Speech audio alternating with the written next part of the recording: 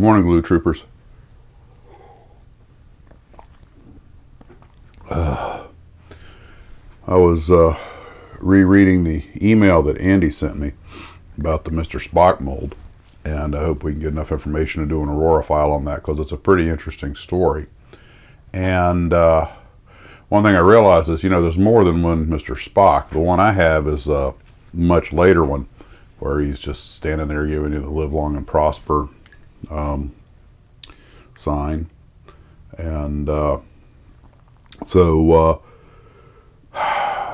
he got into I didn't realize that mold had actually been cut, or excuse me, let me rephrase that, the pattern had been made while the show was still in production back around '68, but that the mold wasn't cut until much later. He gets into why on that and how it ended up with Aurora UK and everything else. I'm trying to get a few of the details straight, but I'm not sure if Aurora ever made the Mr. Spock for US distribution because of issues that we'll get into in the Aurora files when we make it. But it just makes you realize how hard it can be to get a model into production, especially if it's a licensed property.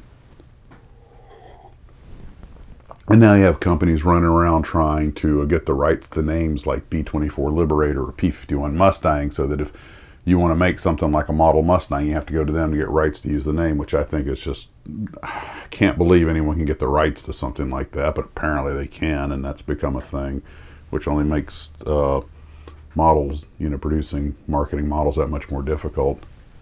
And I realize it's a business, but man, guys, there are some things you just shouldn't be doing. Trying to corner the name of a historical item that you had nothing to do with producing, that just ain't right. Might be legal. As we say in aviation, there's what's legal and there's what's smart. You're flying along and you hear a little guy on a radio in a little single engine airplane talking about being VFR on top, and you realize it's overcast for the next 500 miles. That means this guy's got a or in this case undercast where we're at. And I'm like, wait a minute, this means this guy's hanging up there on one engine in VFR conditions with solid undercast. Anything happens, he's got to come down. He's coming down blind. And I was like, I mean, it's legal. It ain't the brightest thing you can do. I'm going to get the launch rails on the Mercury Redstone today, but it's drizzly and rainy here in Florida, so I don't know what it's going to be like tomorrow. I don't know if I'll get out to the RC field or not. We'll see how the weather looks for tomorrow. But I still don't know if they're going to let me fire this thing off out there. I need to email somebody, but I've just been so... Oh, yeah. Not bore you with a window into my life, but on top of the big grown-up adult thing that we're in the process of doing that's going to be going on for some time, last night we had a pipe bust under the sink, small flood in the kitchen, a lot of... So we're getting that taken care of, but the plumber can't get here till Tuesday, so we got all the mess cleaned up and everything. But anyway, just life stuff. So if I'm not putting a lot of stuff out over the weekend or the next few days, you'll know why. Although right now I'm still planning the live stream on Saturday at 3 o'clock. So that's that hasn't changed. But we'll see how tomorrow goes. We may have to put, we may have a launch hold. And also, my wife was like, you're going to shoot the rocket, but it's so pretty. What if you lose it? I was like, don't say that. And then I'll be afraid to launch it. And I still don't know exactly how I'm going to launch it. Maybe I should just shell out the $20 and go buy that launch rail and just that SD's, prefab system. Nice thing about having something like that is you go out to the RC field. If they do let you launch it, you got to have a launch setup to not, and that'll be something that, since it's factory made, that they wouldn't have a problem with. So, anywho, also it's an excuse to go to the hobby shop. So, still working on the Prairie schooner. Hopefully we'll get that finished up today. And but like I say, big real life stuff going on, and you know, things happen. And in light of what's going on in the whole world, these problems are actually pretty minor and they're under control. But anything that distracts us from model building must be contained. So, well, that's about it for right now. I guess I better get to work. Coffee. By the way, all the comments, I was surprised how many comments I got on the little paint stand. You guys are right, it really is a bit of a game changer. I got off my rump and bought one a long time ago. And it's making doing all this a lot easier. Having a few issues with the acrylics in my spray gun. The white acrylic seems to want to keep gumming up. And I'm playing with the mixes and everything, but you know, just, you know, sometimes you get that one type of paint, and in this case it is it's the Model Master acrylic white, and it's a gloss white, and I've got it, pretty sure I got it mixed right, but you start spraying at first, everything goes fine, but very long, you know, it stops putting out, and you have to clean the whole gun and everything. I'm like, what is with you? It's I've tried adjusting the pressure and everything else. Some paints, you ever notice that some paints are just more cantankerous than others? You get some of them that just seem, yeah, flow. I know a lot of people said Floquil is the thing, and I need to look at getting some of that, because apparently that's I've never actually used Floquil, and I don't even know if I've ever used Pactra, but or Humbrol.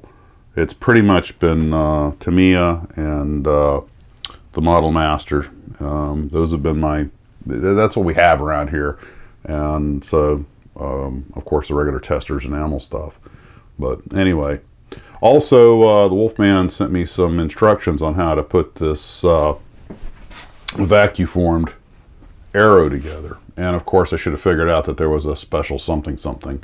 And once I saw the instructions, like, of course. And now I know a guy that used to make vac kits, and he made a complete internal structure, almost like a balsa kit for him. Of course, this guy was like master class in it. I saw some pictures of his work that were phenomenal. I didn't know you could make a vac kit look that good. So I don't know when I'll get to the arrow. I was just sort of tinkering with it the other day, but it does represent a new challenge, just in case you're looking at something. I know a lot of folks are not thrilled with vac kits and vacuform, and but you know. Oh, somebody was asking me about. Hold on just a second. Some folks were asking me about this that you see in the background all the time. This is a Dare Enterprises radio-controlled Luscombe with about a 54-inch wingspan.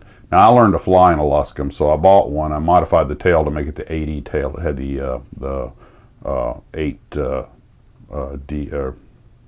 earlier version. I think it was the 8A tail on. Anyway, point is that some Luscombes had square tails, some had rounded tails. I made it a square tail, the last version, because that was what I learned to fly in. But I had built this as an RC, and I flew it a few times, and it was so light that it was just really, unless it was just dead calm, you couldn't really fly it. And about all you could do is go in circles with this. 2-axis control, just elevator and rudder, no aileron.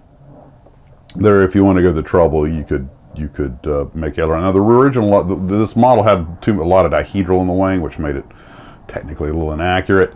But that way you didn't need ailerons. It was dynamically stable. And I flew it a few times, and then I was just kind of like, you know, you can only fly it under such limited conditions and everything and every time I would land it, no matter how soft I landed it, the landing gear on it would break. The gear itself would stay on, but some of the mounting balsa would always break, so it was repair after every flight, and then we're talking about balsa would repair. And finally, I was just like, you know what? I think I'm just going to make a display model out of it. So the idea is that at some point, I'm going to cut the skin off of it and use sheet balsa and just make something, a ceiling hanger out of it. And it wasn't that expensive, and it was a well-engineered kit. It's just when you build an RC that's got this much wing and this light and balsa, it's really just a calm air model. I actually found some video online of some guys who had flown them, maybe made them, someone put the ailerons on them, and they flew okay, but it was just, I really got it just because I learned to fly on a Luscombe. So I wanted to see if I could make it fly. I did, flew a few missions, and then I was like, okay, time to do something else with it. So this is a back burner project if I ever get to it. But at least I know I can do it, right? Well, guys, that's pretty much it for the day. Take care. We'll talk to you later, and model on.